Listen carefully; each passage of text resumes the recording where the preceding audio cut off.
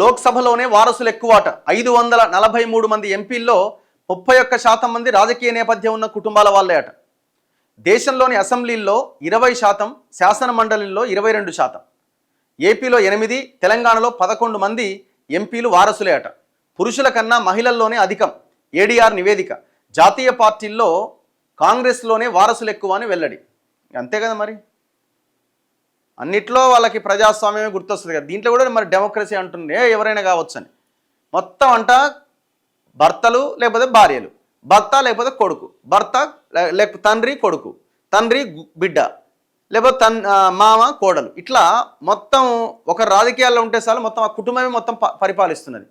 తండ్రి ఎమ్మెల్యే అయితే కొడుకు ఎంపీ, తండ్రి ఎంపీ అయితే కొడుకు ఎమ్మెల్యే, ఇట్లా కూతుర్లు కోడన్లు సడకు కొడుకులు వాడు వీడు ఆమె ఈమె మొత్తం పదవులన్నీ పంచుకుంటున్నారనమాట.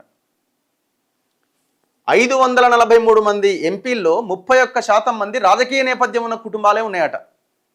చూడండి, దాదాపు ఈ దేశంలో ఉన్న అసెంబ్లీలో 20% వారసత్వ రాజకీయాలు నడుస్తున్నాయి.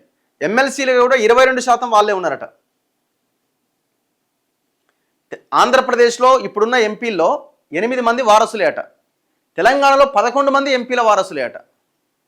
మొత్తం 15 ఎంపీలు ఉంటే 11 వాళ్ళే. మరి యువతలోడు ఎటు పోవాలి? సినిమా యాక్టర్ కొడుకు సినిమా యాక్టరే కావాలి, మరి రాజకీయ నాయకుడు కొడుకు రాజకీయ నాయకుడే కావాలని మీరు అట్లనే అనుకుంటే ఇక మీ కుటుంబాలే పరిపాలిస్తాయి. అంటే మిగతా వాళ్ళంతా ఓట్లేసే యంత్రాల కింద ఉండాలి. ఆలోచించాలి ప్రజలు. ఈ వారసత్వ రాజకీయాలకి ఫుల్ స్టాప్ పెట్టాల్సిందే.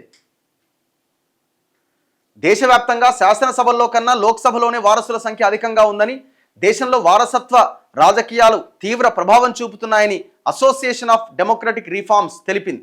543 మంది లోక్సభ ఎంపీల్లో 167 మందికి అంటే 31% మందికి వారసత్వ నేపథ్యం ఉన్నది.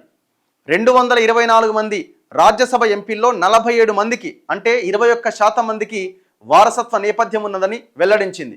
ఇది ఎంత ప్రమాదం అండి దేశానికి.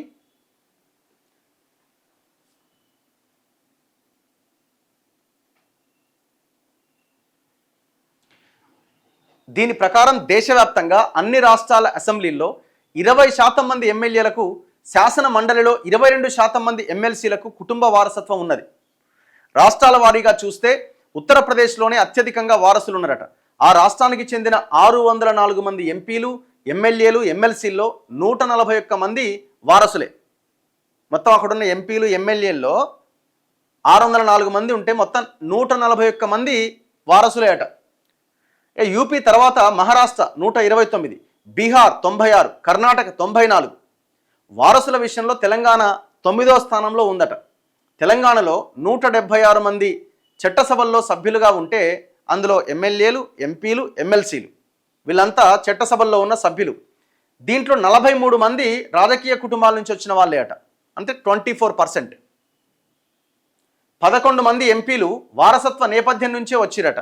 వారిలో గడ్డం వంశీకృష్ణ, గడ్డం వివేక్ వెంకటస్వామి కొడుకు, సురేష్ షెట్కార్ ఆయన తండ్రి రాజకీయాలు చేసిండు, జి నగేష్ ఆయన అక్కడి నుంచే, కొండా విశ్వేశ్వరరెడ్డి ఆయన అక్కడి నుంచే, అసదుద్దీన్ ఓవైసీ వాళ్ళ తండ్రి నుంచి వచ్చిండు, ఆర్ రఘురామ్ రెడ్డి, మల్లు రవి, కె రఘువీర్, ధర్మపురి అరవింద్, డికే అరుణ, కడియం కావ్య. ఈ జాబితాలో 5వ స్థానంలో ఉన్న ఏపీలో మొత్తం 255 మంది చట్టసభల సభ్యులుంటే వారిలో 86 మంది వారసులే అట, అంటే 34% ఉన్నారు ఏపీలో. ఏపీకి చెందిన లోక్సభ ఎంపీల్లో 8 మందికి రాజకీయ వారసత్వం ఉన్నది. వారిలో జిఎం హరీష్, అవినాష్ రెడ్డి, మిథున్ రెడ్డి, రామ్మోహన్ నాయుడు, పుట్టా మహేష్ కుమార్, కేశినేని శివనాథ్, బైరెడ్డి శబరి, దగ్గుబాటి పురంధేశ్వరి ఉన్నారు. దేశవ్యాప్తంగా చట్టసభల సభ్యుల్లో వారసత్వ నేపథ్యం నుంచి వచ్చిన వారిలో మహిళలే ఎక్కువగా ఉన్నారట. సో ఇట్లా ఈ దేశం పరిస్థితి. ఇందులో మళ్ళీ కాంగ్రెస్ది అత్యధికమట. పార్టీల వారీగా చూస్తే కాంగ్రెస్లోనే అత్యధికంగా రాజకీయ వారసులు ఉన్నారు. జాతీయ పార్టీలోని మొత్తం 3214 మంది ప్రజాప్రతినిధుల్లో కాంగ్రెస్లో 32, బీజేపీలో 18% మంది వారసత్వ నేపథ్యం నుంచి వచ్చిన వాళ్ళు ఉన్నారట. బీజేపీ కూడా 18% ఉన్నారట. కాంగ్రెస్ అయితే 32% ఉన్నది. వీళ్ళు డబల్ ఉన్నారు. వైఎస్ఆర్సీపీలో 38% అట, తెలుగుదేశంలో 36% అట. బీఆర్ఎస్లోని 52 మంది ప్రజాప్రతినిధుల్లో 10 మందికి వారసత్వ నేపథ్యం ఉన్నదట. సో ఇట్లా టోటల్ స్టాటిస్టిక్స్ని వాళ్ళు రిలీజ్ చేయడం జరిగింది. ఇది కొంత ప్రజల్లో కొంత చైతన్యం తీసుకొచ్చేదన్నమాట ఇది.